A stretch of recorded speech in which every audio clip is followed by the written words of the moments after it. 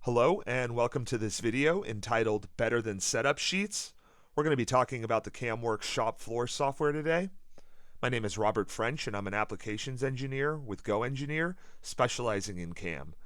My email is also listed here if there's any questions. What does the CAMWorks ShopFloor software aim to do? Well, for a long time we've been restricted to setup sheets that give us some of the information we need as a machinist, but maybe not the whole picture. With ShopFloor, we're going to be able to publish one file that contains all the information we could possibly need. The ShopFloor environment is a 3D interactive environment that also gives us measuring capabilities, so we can rotate the part, chop the part, measure the part, whatever we need to do to add clarity to what we need to do as a machinist.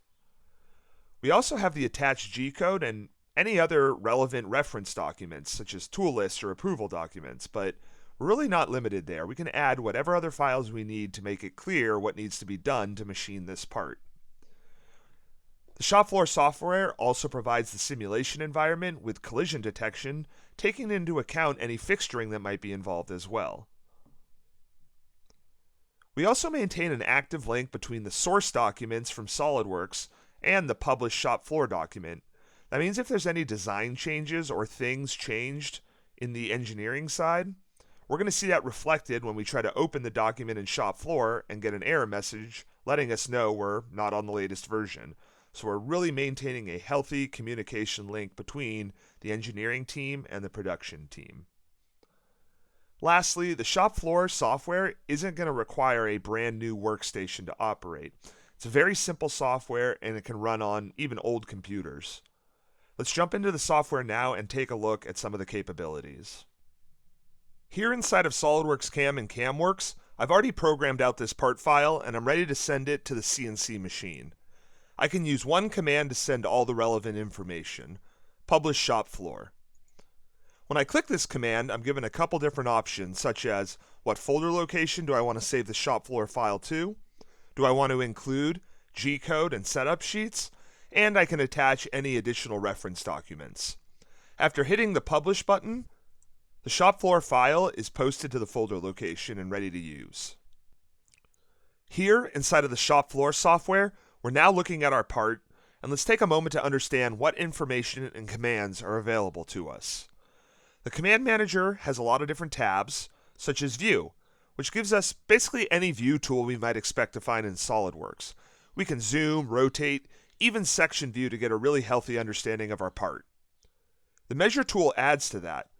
2D drawings don't often provide a full picture of the part, so by being able to use these measure tools here inside of ShopFloor, we can really once again dissect this part to understand it. The CAMWorks tab provides useful commands such as step through and simulation of toolpath. This once again gives us a really healthy idea of what we expect this program to do and what to expect as a machinist. The tree area gives us a breakdown of the different operations and how we expect those to go in what order. The Tools tab there gives us a healthy view of the tool list and can maybe provide us what slots, what positions on our tool carousel or tool changer we would need to load these tools.